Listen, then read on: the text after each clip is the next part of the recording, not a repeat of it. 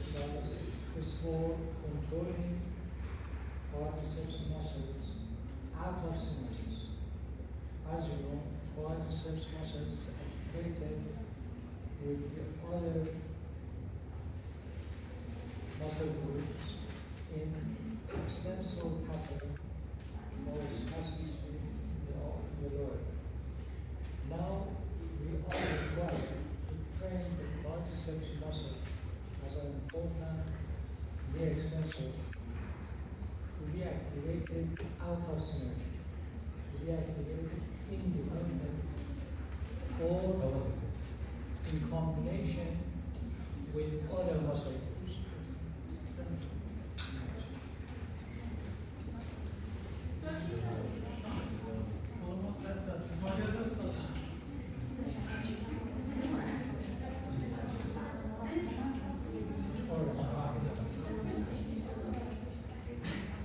To activate the quadriceps as a sensor muscle of the knee on the affected side, out of synergy, we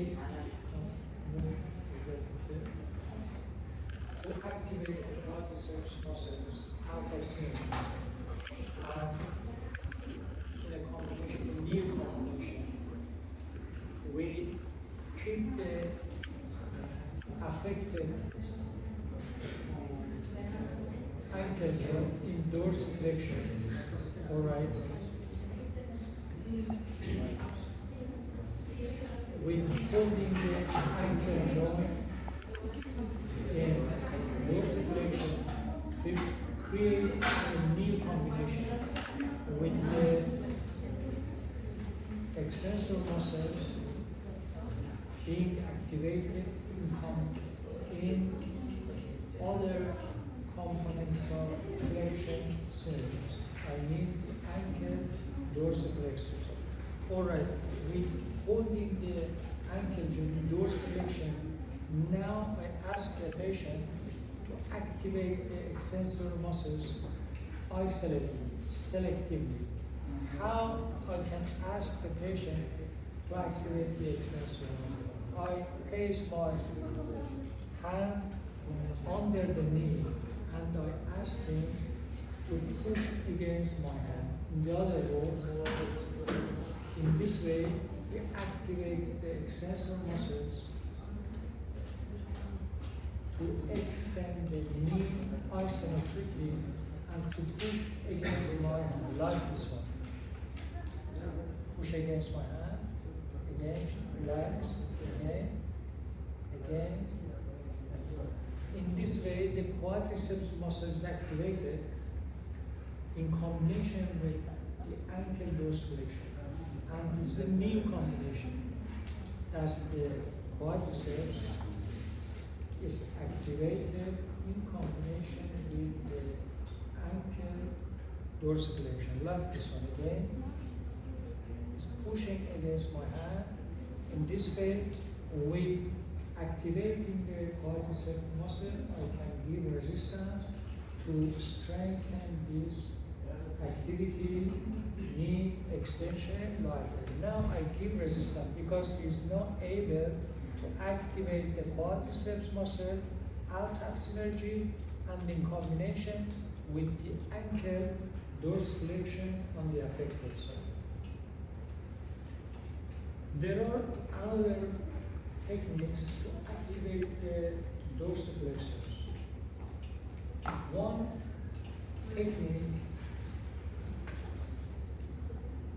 was the placing a nerve to activate the dorsiflexors.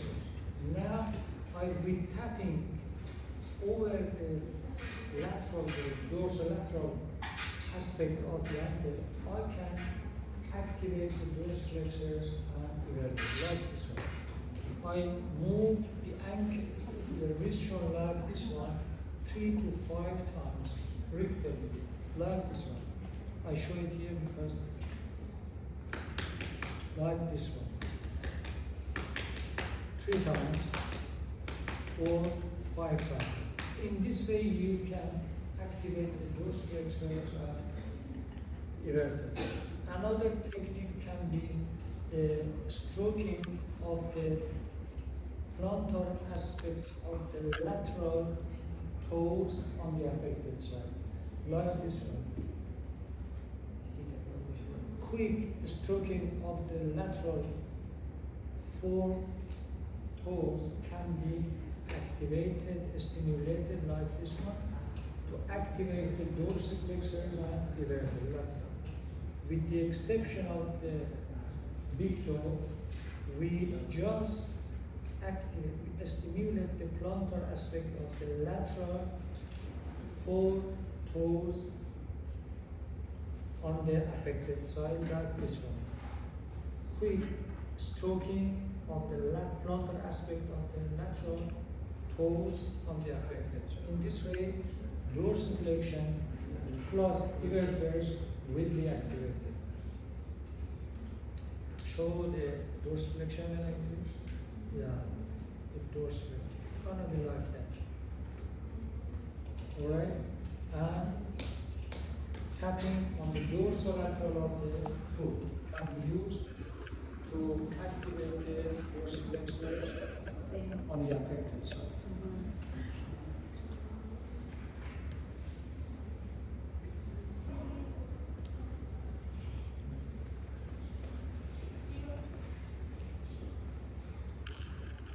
One important exercise is that to help the patient to be able to bring the affected leg over the edge of the bed and back again or on the bed. Therefore,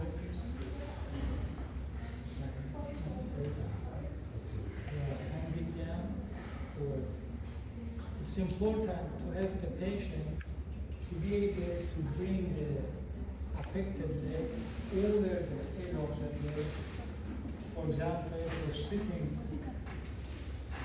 over the edge of the bed, to stand and then to walk. Therefore, we need to provide exercises to help the patient to be able to move the affected leg over the edge of the bed and to hang it down like this way. Again, back onto the bed. Again. Alright. But the patients are not able to perform this normal activity. How we can help to design an exercise to promote this activity in patients with neurology. Alright, the extensor spasticity is active, and one important factor that causes a challenge for the patients to perform this activity is the extensor spasticity on the affected side. To inhibit the spasticity, we hold the ankle joint on the affected side in dorsiflexion and eversion. We hold the lateral border of the foot, we push it up. In this way, we hold the ankle joint in dorsiflexion and eversion. And now I ask him to help me, and I guide the patient to move the affected leg to bring it over the edge of the bed to hang it down like this. And again, I ask him to bring it back onto the bed, but with not hyperextension, with normal extension, with normal extension to bring it back onto the bed.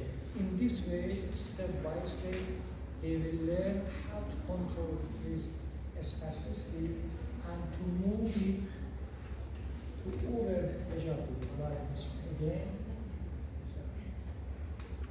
again.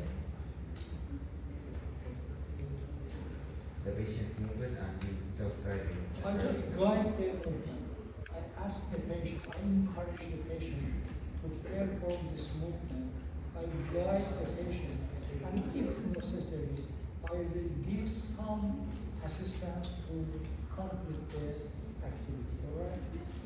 Therefore, when performing this technique, you will receive continuous feedback about the situation of the patient, about the control of the patient in performing this move. Therefore, if necessary, you can give some help, assistance to complete the technique, and if he is able to perform it independently, just you hold the ankle joint to dorsiflexion to inhibit the spasticity, to let the patient to complete the technique. All right?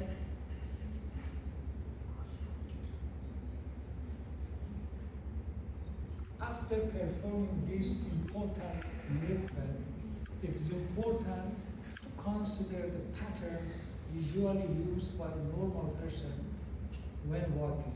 I mean hip extension with knee flexion combination. Therefore, after performing this movement, I ask the patient while the hip is in extension to perform knee flexion and extension voluntarily, right, like this one. In this way, he is practicing the isolated knee flexion with hip in extension. The pattern of hip extension and knee flexion is usually used in walking, as well as we stimulate the flexors to be activated. First, I ask him to perform, to try, I encourage him to try to bend and extend the knee joint in this position, okay? With holding the ankle joint in dorsiflexion, in the other word, I inhibit the spasticity of the extensors. And that's the implication of the theories of Bobat approach in practice. In this way, just by changing one component of the extensor spasticity, extensor pattern, I break the spasticity pattern just with holding the ankle joint in dorsiflexion and diversion. In this way, I inhibited the spasticity and let the patient to perform the desired movement. All right? Here, the desired movement is flexion and extension of the knee joint on the affected side while the hip is in extension. All right? It's a pattern used and necessary for walking. And in this way, also the patient is practicing the isolated voluntary knee flexion and extension. All right.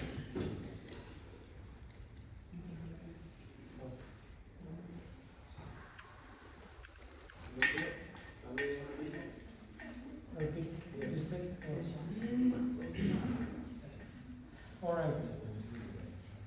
First, I ask the patient why inhibiting the spasticity of the lower leg on the affected side when holding the ankle joint in dorsiflexion inversion like this one by pushing the lateral border of the ankle upward. In this way, I hold the ankle joint in dorsiflexion and inversion. First, I ask him to move the lower extremity to bring it over the edge of the bed, to hang the leg down like this one. And then back onto the bed with extension, not hyperextension. Therefore, I emphasize that we ask the patient without the exaggerated contraction of the muscles to produce hyperextension, just producing sufficient contraction to bring the affected leg back onto the bed. All right? This one. Again, back onto the bed. In this way, he is learning how to move the affected leg over the edge of the bed. For example, that's an important transitional movement to bring the body over the edge of the bed to sit on the edge of it. All right. After performing this exercise, again,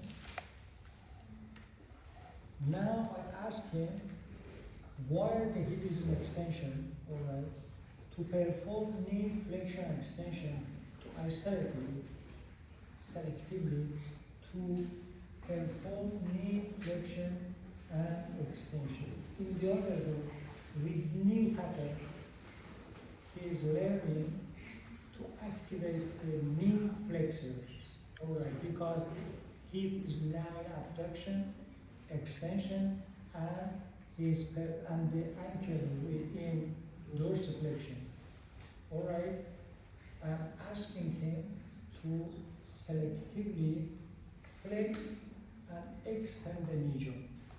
It is an abduction and extension. The ankle joint is in dorsiflexion, it's a new pattern of movement, out of spasticity version, out of spasticity. Now he is practicing knee flexion and extension. Here, I encourage the patient to perform the movement, but I'm just inhibiting the spasticity from distal segment of the pattern. The ankle dorsiflexion is used to inhibit the total pattern of the extensor on the affected side. All right?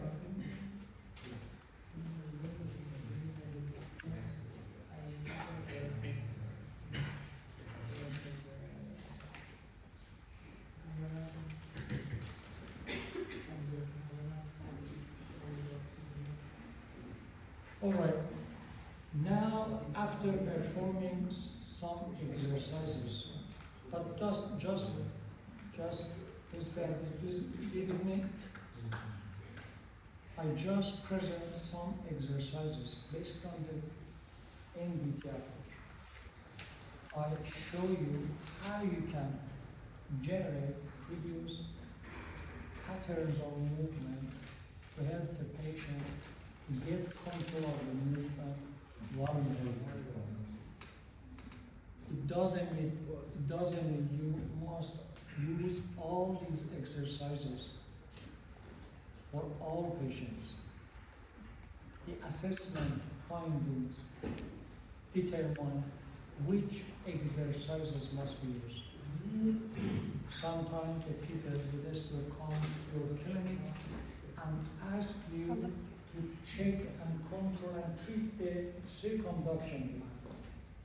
All right. Therefore, you need to assess the patient because you need to perform the assessment to find what the problem is with this type of pattern in walking and to try to solve that problem. For example, most of the time, the paralyzed dorsiflexors of the ankle and knee flexors are the problem. And you're required to focus on these problems to help the patient to walk normally. All right?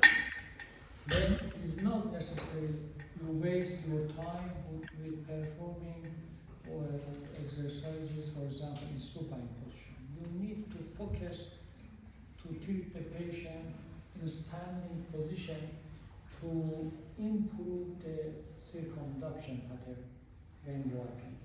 Therefore, as I said, I assume you have a patient in the initial stage post-stroke onset and need to perform all necessary exercises like this to help the patient to come to the standing position and to walk with improved balance and protective reactions. All right. After performing some exercises that I showed you, and you can yourself produce and design new exercises according to Bobat approach for all patients. Now I show you how you can perform some exercises in side lying position. Therefore, ask the patient to clasp the hands, the fingers interlock with the affected thumb over the sound one, with the legs flexed, both of them, and then roll over towards the affected side. All right? Now I focus on the mobilization of the affected upper extremity. We assume now this side is affected to show what exercises you can use for mobilization of the affected upper extremity. All right, this position is a proper position. The head is in line with the trunk, and the lower limbs are in a resting, relaxed posture. Now, as you know, the affected upper extremity tends to go to retraction, to rotate backward. And we know, according to the NDT approach, we must keep the shoulder in protraction, in forward flexion. Therefore, I use one of my hands to place it over the shoulder joint as an important key point. And with the hand, holding hand such that the thumb is in abduction, fingers in extension, and the wrist joint in extension. In the other word, this position is an RIP, reflex inhibiting pattern. In this way, I use the opposite pattern of spastic. It's an antagonist for the spastic pattern of spasticity of the upper. In this way, I use protraction in this way, using the shoulder key point, and now I mobilize the affected upper extremity like this one.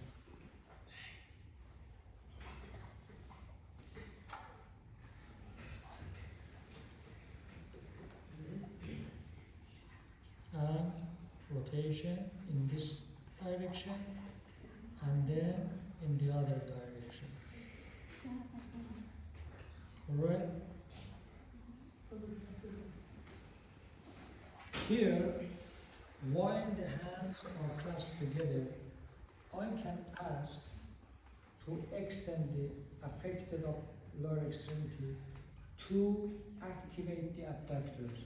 First, I try to encourage the patient to actively raise the lower extremity to perform the leg abduction, to activate the hip abductors. As you know, this group of muscles, abductors, are required to be active and facilitated to actively contract when, especially walking, to keep the pelvis level.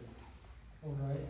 So therefore, I ask in this position to perform the abduction and abduction, but slowly and control, slowly and with control, perform this movement.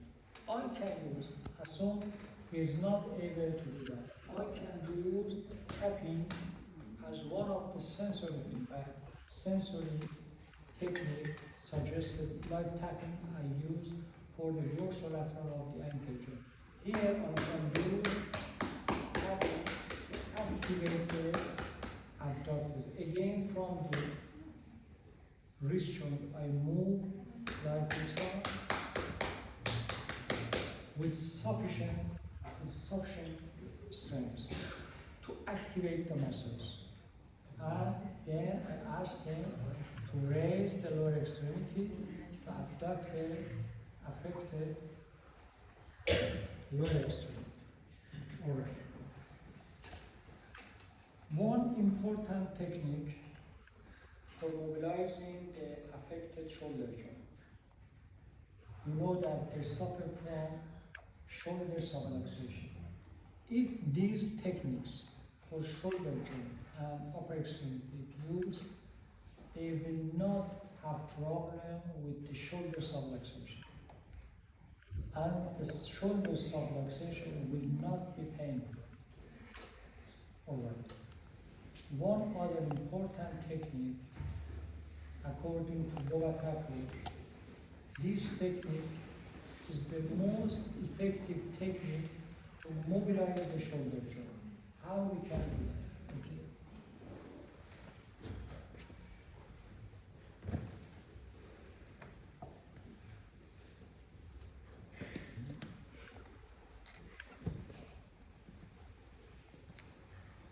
I am asking you a question.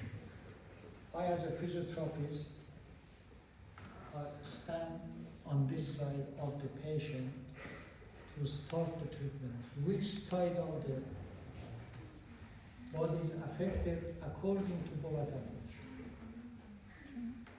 Which side is affected? I'm standing on the right side of the patient.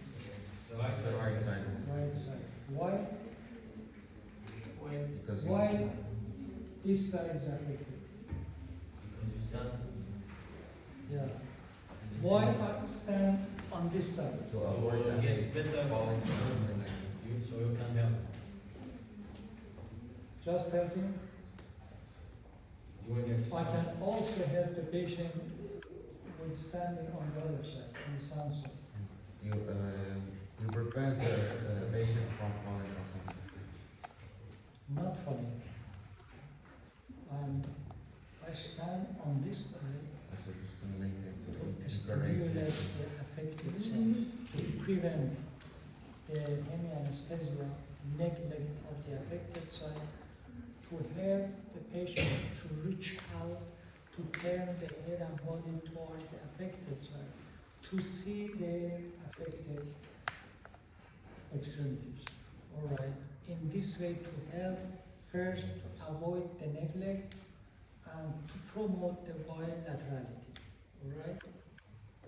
All right. What's the technique? The best technique to mobilize the affected lower extremity.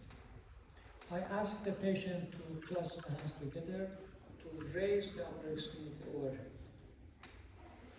As you see, I'm just teaching the patient what to do. I'm not performing the technique passively. I just guide the technique and movement. I ask the patient to clasp the hands. All right, he already knows how to perform this technique because he practiced this movement already before performing this mobilization. I ask the patient to extend the knees. Then I ask the patient to release the sound hand, to place it alongside the train. I keep the thumb in abduction, fingers in extension, and the wrist joint in extension. All right.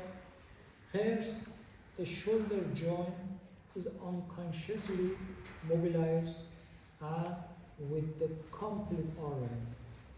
The patient focuses on this movement, all right, but I really mobilize the shoulder joint. Now I got the complete RM of the shoulder joint on the affected side. Now I ask him to rotate towards the sound side, moving the body against the shoulder joint. Go ahead. Like, don't move it. Just move your trunk. Don't raise your head. I can't do it. Don't raise your head. Be relaxed. All right. I repeat the technique from the first. Clasp your hand. Overhead. Place your sound hand alongside the trunk. All right. Extend the knee on the sound side. Extend it. This one. All right. Be relaxed. Don't raise your head, alright? Just move your body and leg. Go ahead. Alright, that's right. I keep the hand in the extended position with the thumb in abduction. I use again the shoulder joint as a key point to guide the movement, and with using the key point, I control the spacity of the upper extremity. Now he's moving, he's rolling over towards the sensor. Go ahead. As you see, the complete range of motion of the shoulder is obtained. I elongated the lateral flexors on the affected side, as you see, okay. With just one technique, I'm mobilizing the shoulder joint and I'm elongating the lateral flexors on the affected side. Go ahead. As you see, full range of motion of the shoulders obtained. It's completely mobilized. And then back to the starting position. In this way, with using the trunk against the shoulder joint, I'm mobilizing the shoulder joint. In this way, full range of motion of the shoulder is maintained. At the same time, the lateral flexors are elongated, and in this way, the shoulder pain is prevented from developing in patients with hemiplegia. All right? Is that okay? Where's Muhammad? Come and show it for all of us. Quadriceps or Mobilizing the shoulder. Show this technique again. yes, make sign. Where is the top? Rise your hand. Okay. Keep. We extend Yeah. the finger, Yeah, with the abduct. yeah. Yeah. You need to keep it in abduction, okay? Yeah. Can rise. Use the shoulder joint as a key point. Yes. Control it. Ask him to roll Yes. over. Roll. Roll over towards the sensor. In this way, lateral flexors guide the movement. Alright? Right. Keep touching the shoulder. Alright? ابو ايدي ايدي راح تنخدع بس ثاني هذا لا والله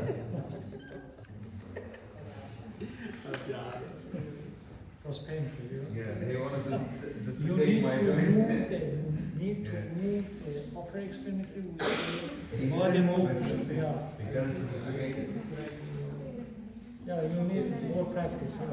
You need more practice. All right. Any questions? No question?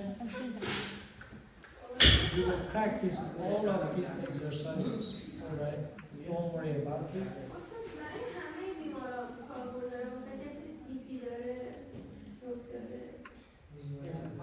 She's asking about the application of these techniques for all other neurological conditions. Yes, if you want to use this approach for any other neurological condition, she's asking the patient with CP is not able to perform the active movements of the upper extremity. Yeah? You are asking that. She's asking whether we can use these techniques for the patients with CP. Yes, but you need to adapt the techniques with the conditions of the patients with CP. With any patients, you need to adapt your technique. Alright? We will show later in the clinic how you can apply these techniques for various conditions, neurological conditions. For example, CP patients. Yeah.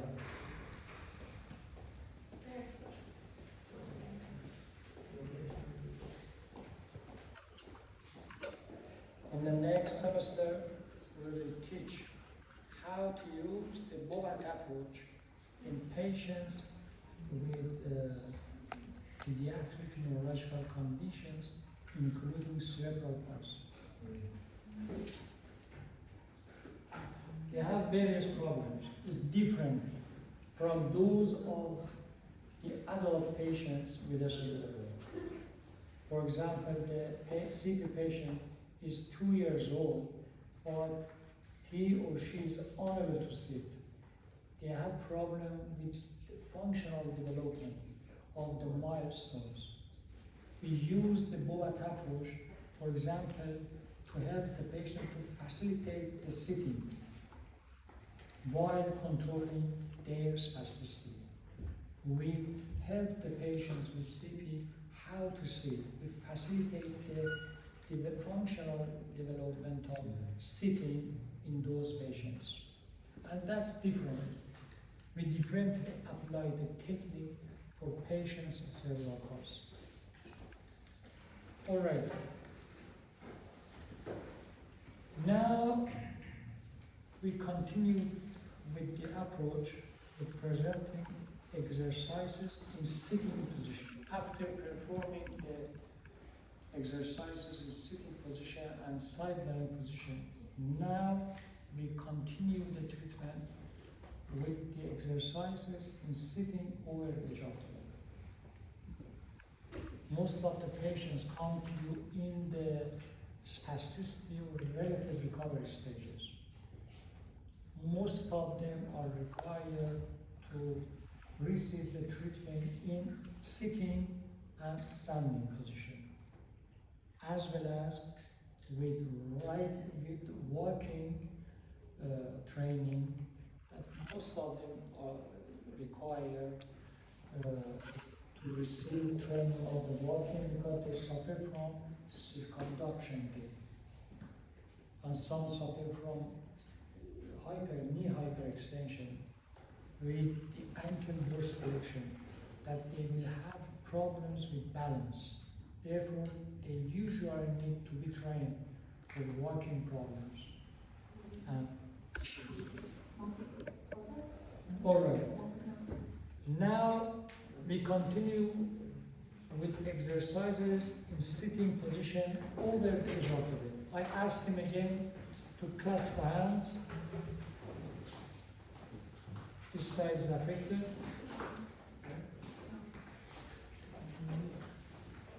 To bend the knees, and if necessary, I will help with the affected leg, all right, to obtain the knee flexion. Then I ask him to turn towards the affected side. I already practiced how to bring the patients to the sitting position. Following that technique, I help the patient.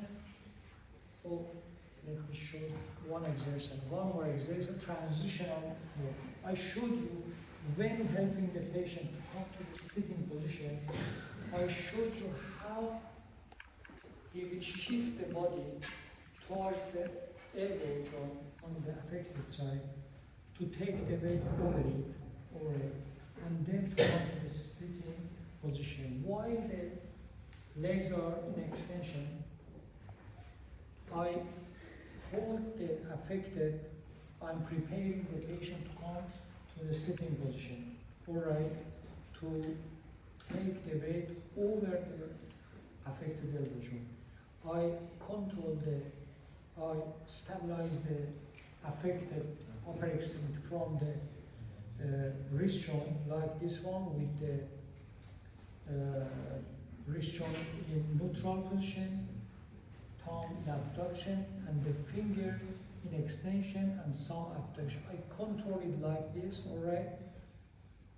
Then I ask him to give her hand to me, to shift, to raise the trunk, to shift the body, to transfer the body weight over the affected affected elbow joint.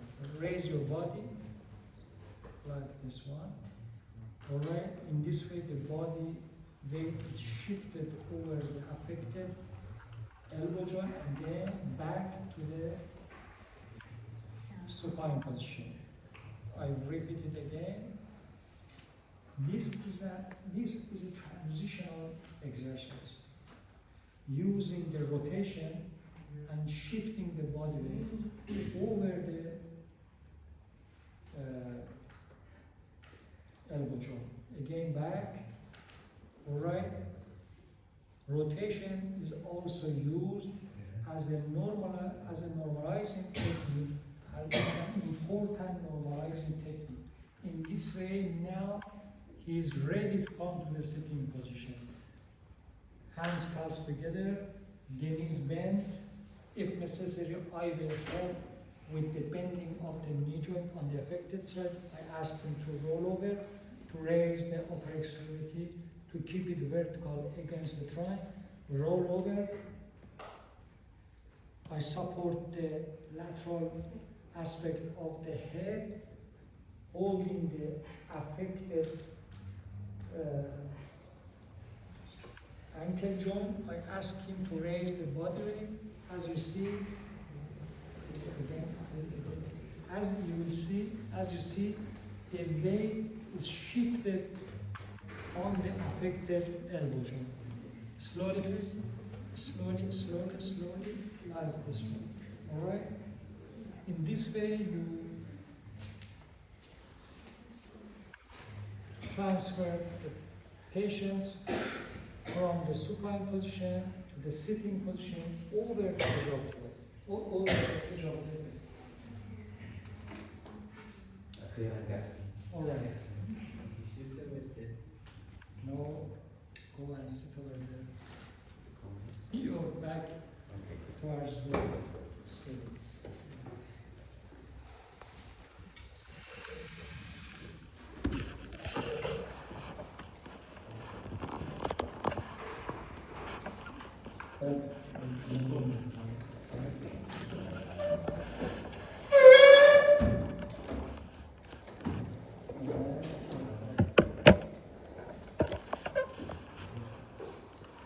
The bed should be adjusted and the feet must not be in this position like that, must be supported on the ground.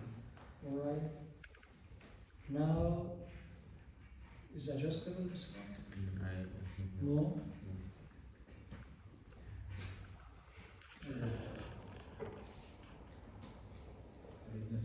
What can we do when the bed is not adjustable and I want a patient to have their feet on the ground? Use a step. Step. Yeah, thank you very much. Where's the step? One. That's great answer. Thank you very much.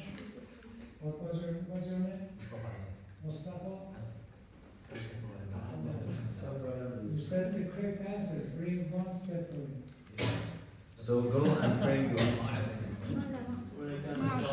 In such a situation, we need to have a step to place the feet on the step. Alright? كده على كرسي. Alright. No step. Alright. You assume the feet are on the ground. Alright? Alright. President of the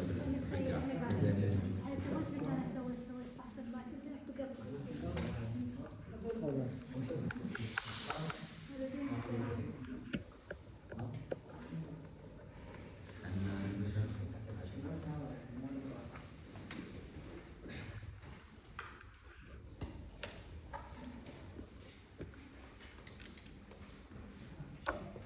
Do you have any question? No?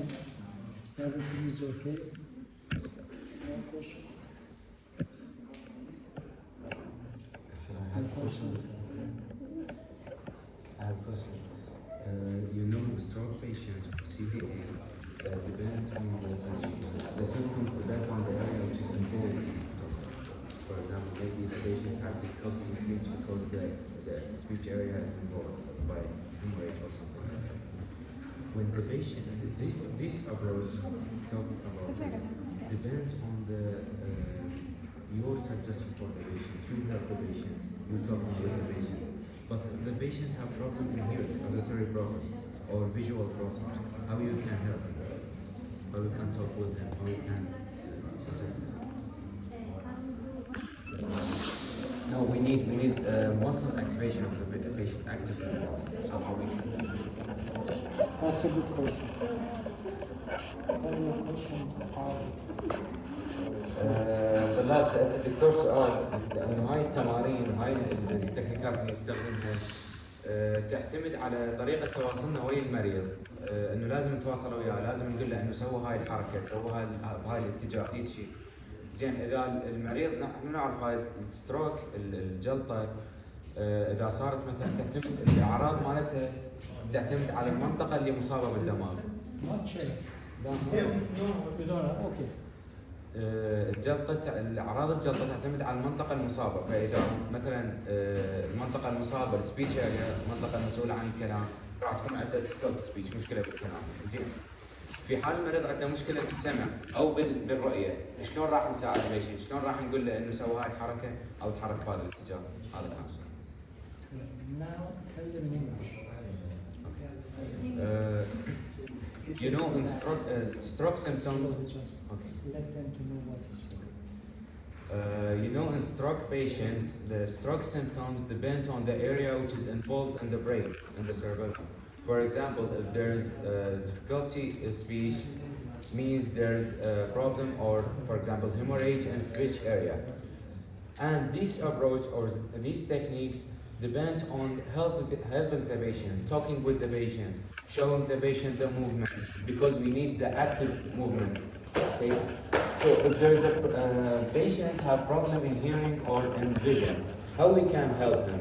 How we can suggest him to movement? All right.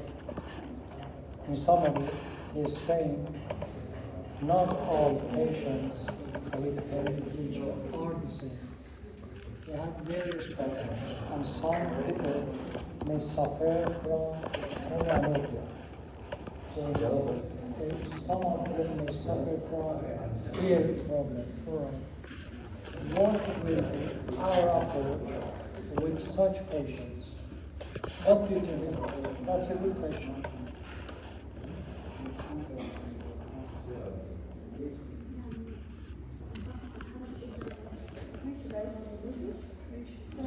هسه هو حاليا جاي يسأل عن السمع، إذا عنده مشكلة بالسمع.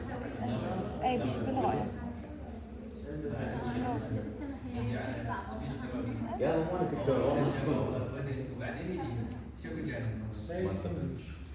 I said we send it to a specialist to treat his ear. لا ما يقدر. Hear better, and after that he will. Most of them, they have no problem. They have no structural problems. For example, they have vision problems. All right. It's problem with the associated areas of the brain. They cannot perceive the visual signals, but the structure is intact. All right.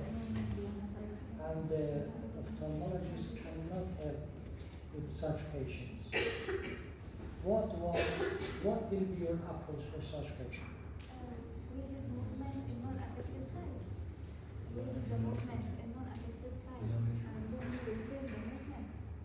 All right. As soon he is not able to talk to you, have a physio. He's asking such. لا يسمع، لا يشوف، لا يحكي. He's suffering from myopia. They have problem with the vision, perceptual problem, of course. أنا زعلت نقطة، بعد لا أشوف، لا أسمع، لا أحكي.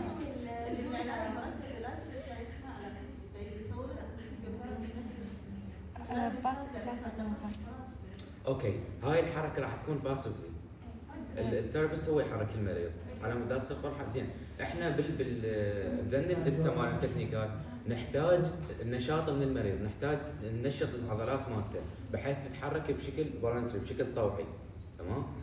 فشلون راح نسوي هيك؟ لازم لا اما نحكي ويا المريض يعني لازم يسمعنا، يا اما يشوف الحركه هيك. فاذا عنده هاي المشاكل شلون راح تتعامل وياها؟ شوف احنا شلون تعملوا ويانا. صدق؟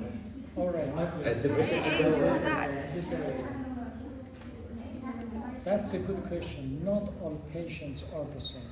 Not all patients have the same problems. You need to assess the patients. One of our questions when assessing the patients is asking about the hearing loss from the caregivers. And if he's conscious, if the patient's conscious, we ask him for the mentality. We ask him for talking with us first. We don't allow the caregivers to talk. In this way, we assess the patient's condition for other symptoms, other signs. All right, if he's talking to us and he's understanding what we are saying and interacts with us, therefore has no problem, she has no problem, we can continue with the treatment. If he's unable to talk to you, he has aphasia, she has aphasia, but understand what you are saying, you need to use the gestures to show what you want, all right? To show what you want. You ask him to show what you want to say to you with the body language, all right? In this way, we will interact with the patient. If I will do it harder than if the patient have quadriplegia. it's not quadriplegia, it's hemiplegia, all right? Also, it's difficult to. Not quadriplegia. body Even language, do it well. even if your patient is suffering from lung syndrome and all four limbs are paralyzed, but they can move their eyes up, down, right, left. We ask them to interact with us with moving their eyes. All right? If he's unable to talk to you, therefore, but he understands you, all right, they can show you with body movements what they say, all right? And you need to have experience with such patients, all right? Yeah. Is that it? Yeah. The assessment will show you what the problems the patients have, and based on it, you will adapt your approach for such patients. That's right. Some people, not all of them, most of them understand what you say. Most of them have no problem with any anopia.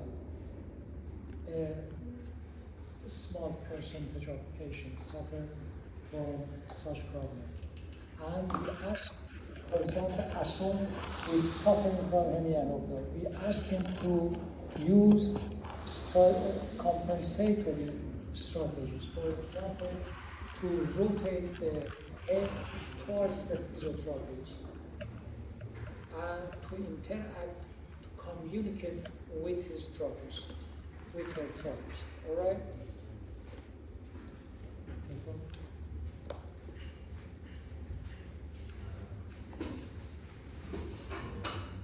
Sometimes that's right.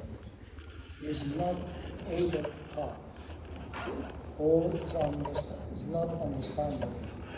But the caregivers know what he or she is saying. We ask the caregiver to help us what he or she is saying. And in the clinical setting, you will get experience how to communicate with such patients and how to handle and manage all these challenges and symptoms. All right?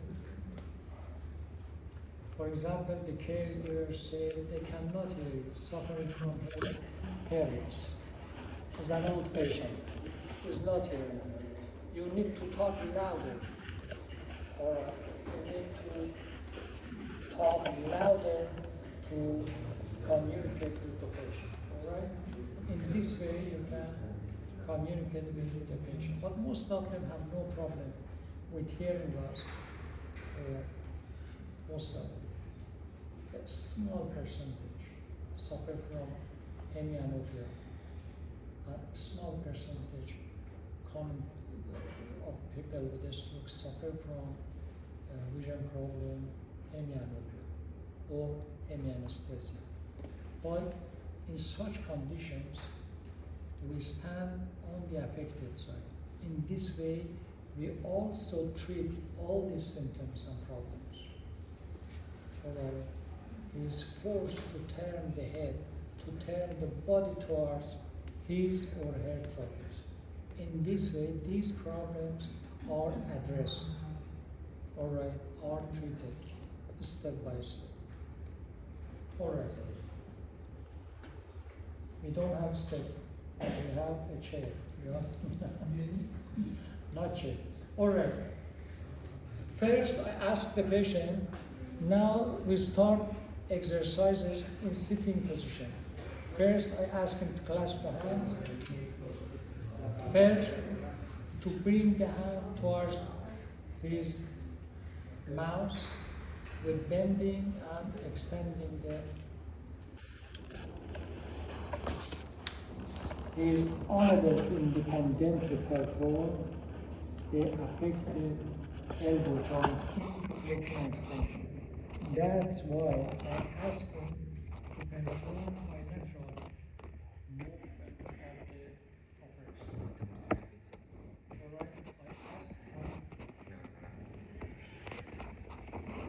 Alright, I ask him to perform the elbow flexion and extension. And now, after this movement, I ask him to perform flexion and extension with the shoulder in forward flexion, like this one. Now, to raise the upper extremity overhead like this, and to look at his hands while performing all these movements.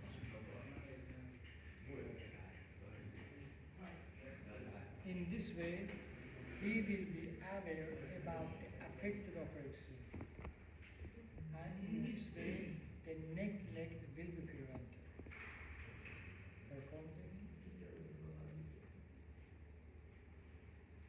Alright, now in this position, I ask him to perform horizontal abduction and abduction on the sound side and on the affected side, and to follow and track the movement with his eyes. To look at the upper extremities and to follow the path of the movement of the extremities. Now I ask him to perform this movement, but now to rotate I add the trunk rotation to this movement to use the rotational technique to normalize the tonus and facilitate the movement. Rotate the trunk and then back again.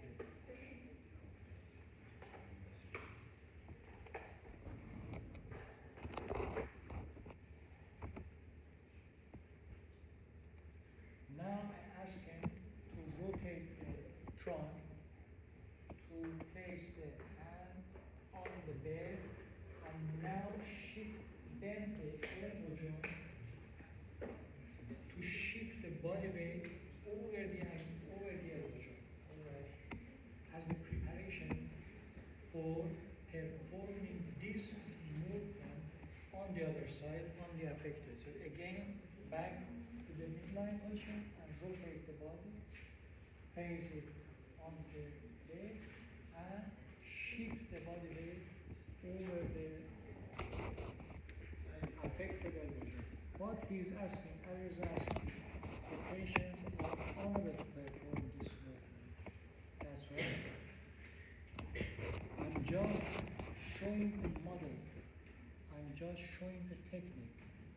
But in patients with hemiplegia and prostosterone, we need to adapt the movement. I ask them, all right, to perform this movement, but they are reluctant to perform this. The fear of falling. They will not do this exercise due to falling or losing the balance.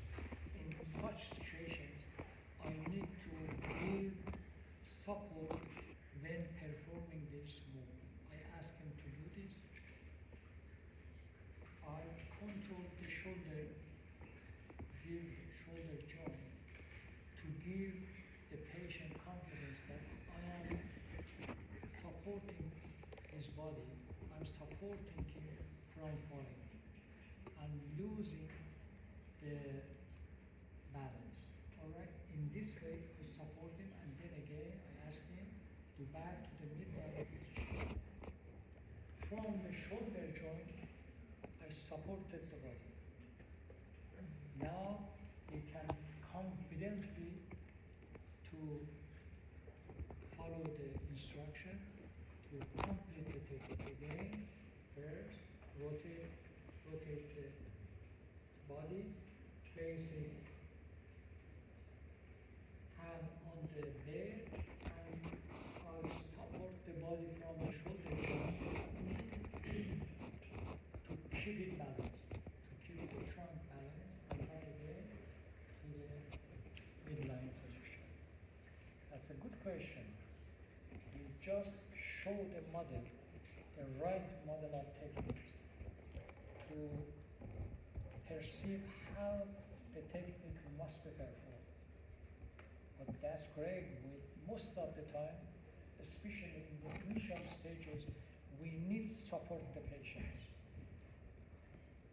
All right? Even the patients are independent. They can walk. They can independently come to the clinic when performing such techniques as movements. We need to be on the affected side for any unexpected event. I mean, losing the balance. Even when they are independent, it is possible they lose their balance. Even in such patients, I must sit on the affected side and to control and to check whether he or she is able to control his balance or not. If necessary, I need to support him. And that's very different. That's right, Alex. Right? Therefore, we just show how to perform the technique. In clinic, it's very different. Even for controlling the hand spasticity takes time.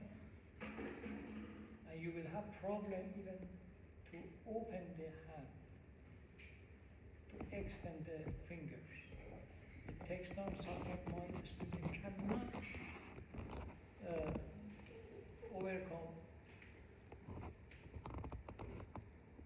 to open the fingers, all right, to control the spasticity. They try to extend the knee, but they're unable to perform. And you will see, you will experience how difficult it is to control, and even just opening this may take time. All right, it's really difficult. And you need to practice and get experience to be able to quickly control all these challenges. In such situation, we ask the student to flex the knee in this way. The wrist joint in this way to flex the wrist joint. In this way, the fingers will be extended. And then, in this way, we control and extend the fingers to the thumb in abduction. And it takes time.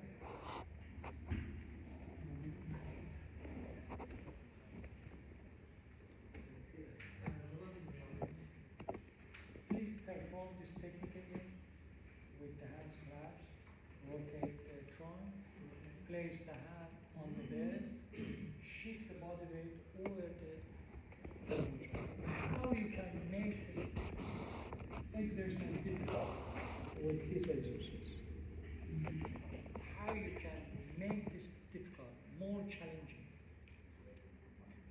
While is performing this exercise, how you can make the exercise difficult and challenging?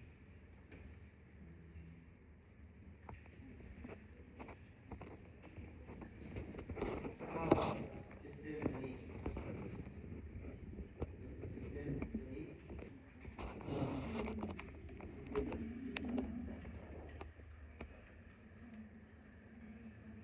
With one hand? One hand. This? Easily to make the practice difficult. Use rubber or elastic. And rubber or elastic. How? Show it to me. No? Right. Easy way. Easy. How you can make all these exercises difficult for the patient, more challenging. How? Easily. You can make the exercise difficult and more challenging. Yeah, add resistance from shoulder. Wow.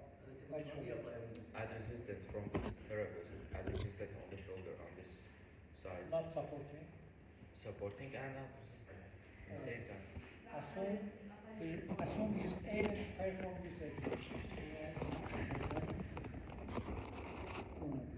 How you can make it challenging? Decrease the More area of difficult. support. What? Decrease the area of support.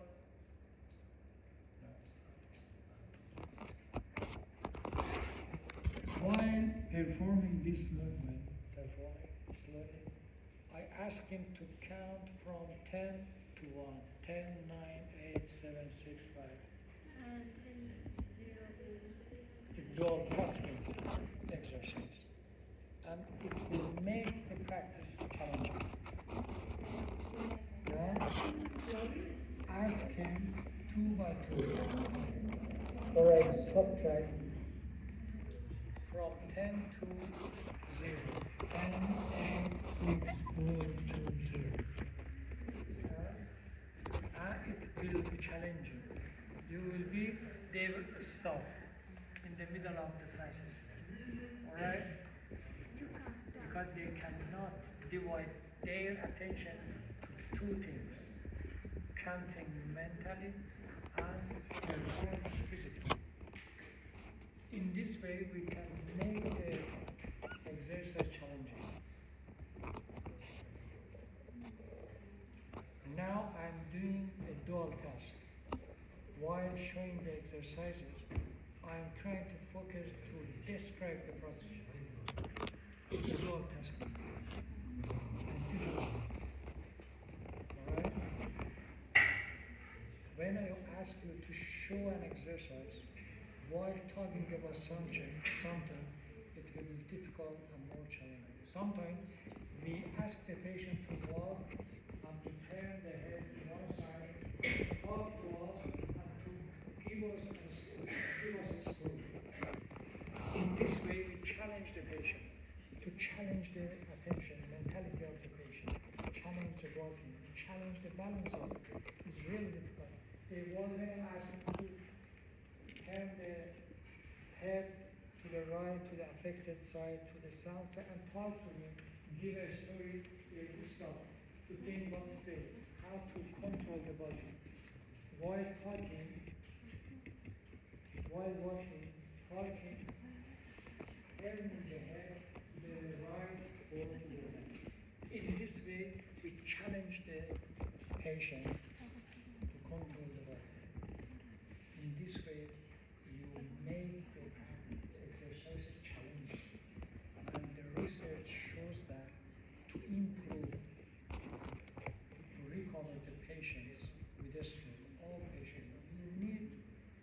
prescribe exercises being more challenging. In this way, I can challenge the patient. When the patient is learning in the initial stages, we just focus to perform this movement. We don't challenge him because he requires to learn this movement. After learning, after practicing sufficiently the movement, when he or she is able to perform the movement, now I can challenge the patient. Now I ask him from 100,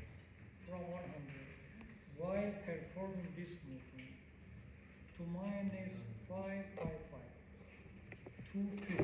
Go ahead.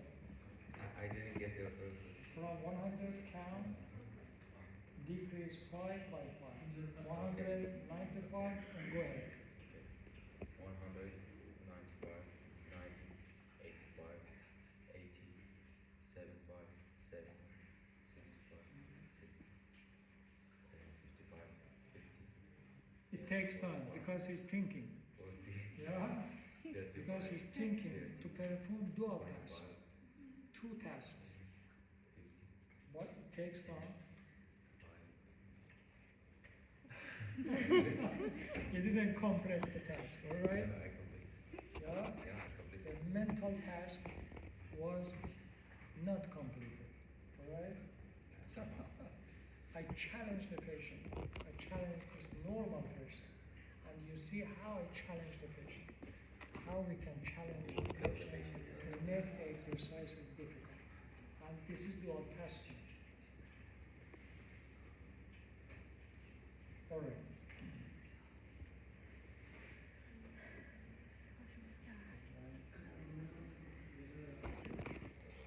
Now, you have time? You have time, yeah? 5 minutes. All right.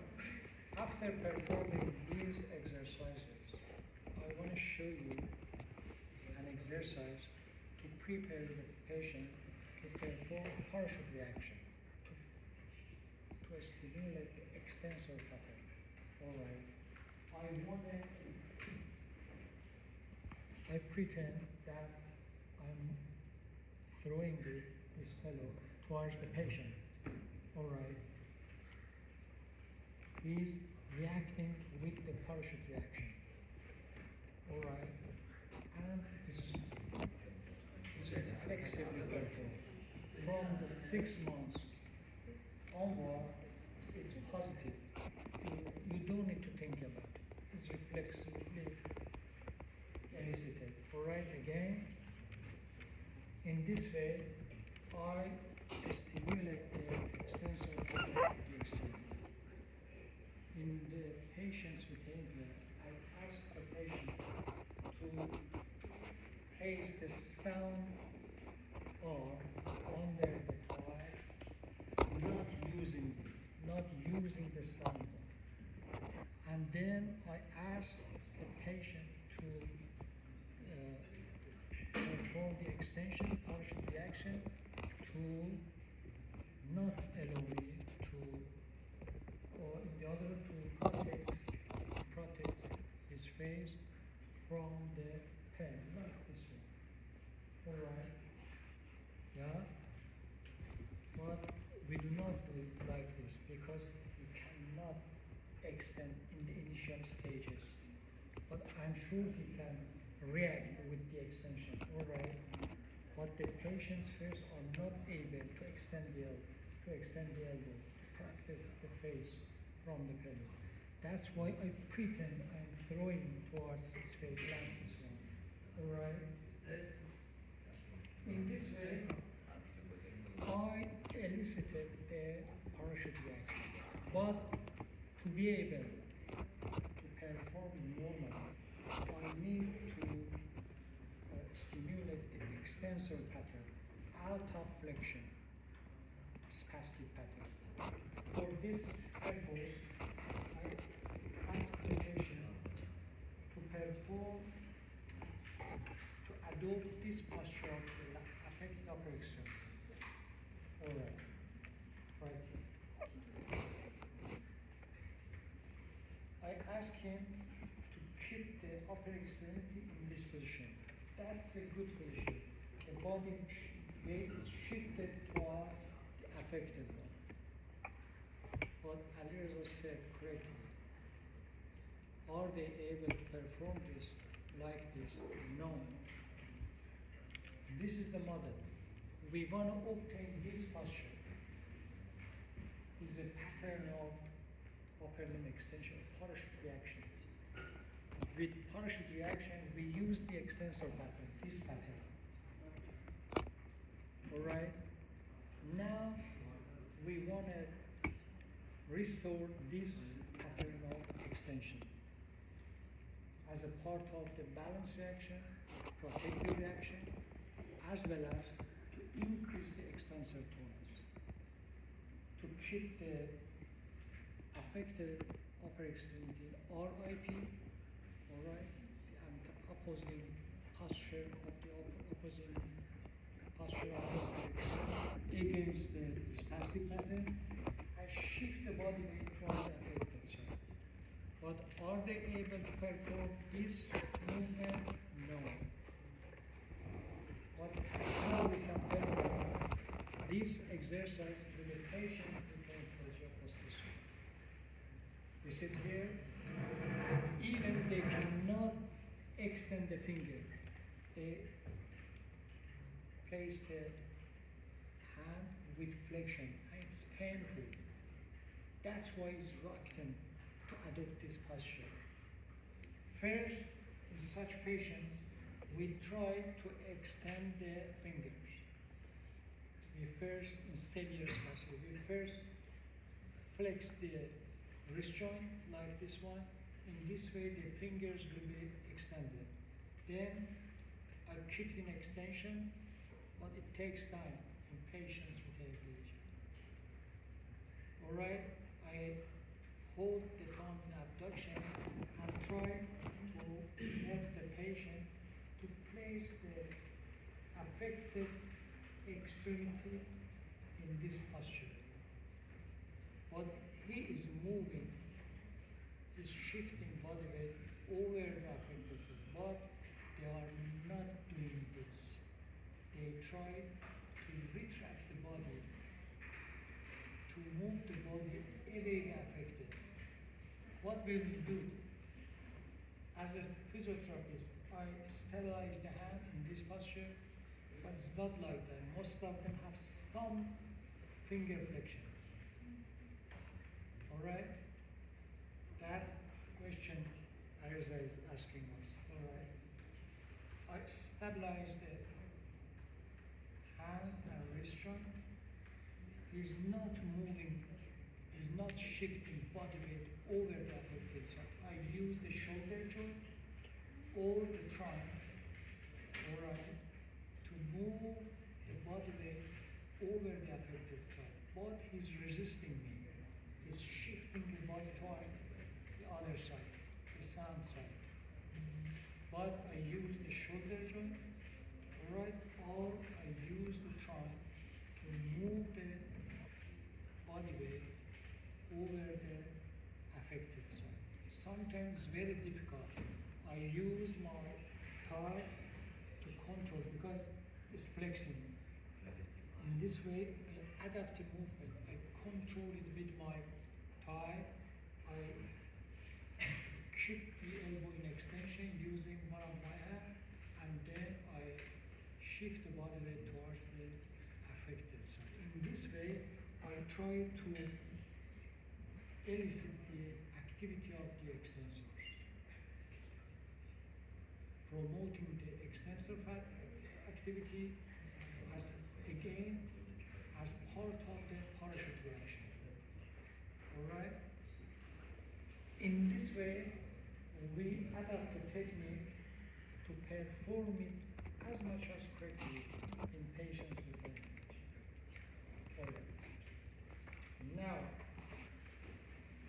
after shifting the body weight, now asking the patient when it's successful in shifting the body towards the affected side, or shifting the body towards the affected side, Now I'm asking to perform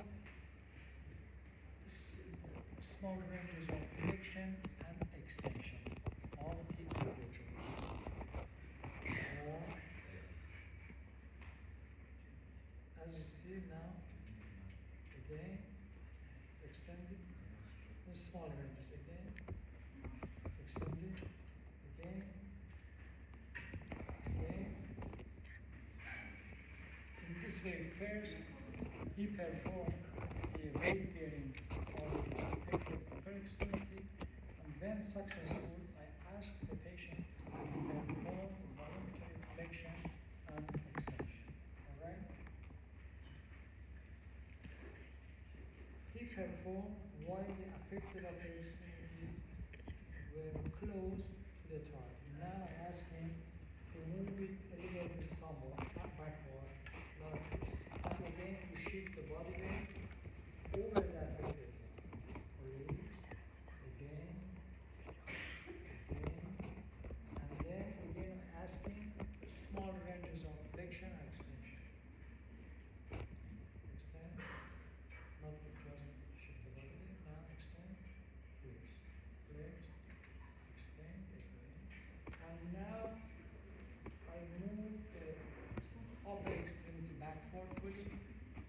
To keep the shoulders level, I ask the patient to move the sound upper extremity backward with level with the affected one. I support the back of the elbow to keep in extension.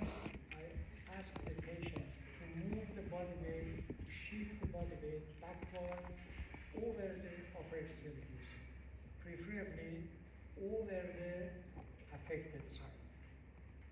While shifting the body weight, I ask him to shift the body weight more on the affected side, like this one.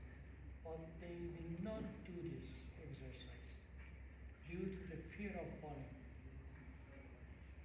In such conditions, again, I use the trunk to shoulder while moving the body weight backward.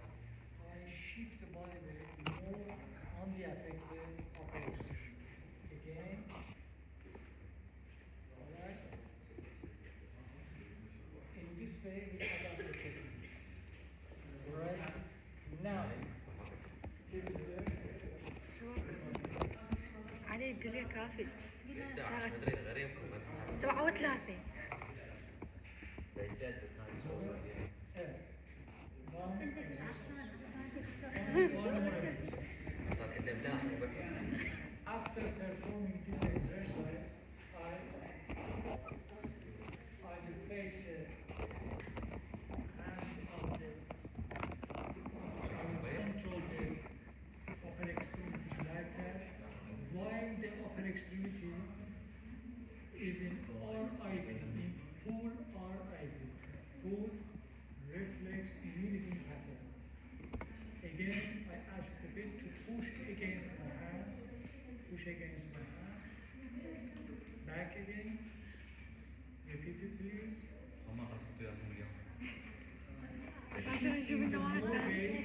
Shifting the more weight on the affected side. Yeah, like this one.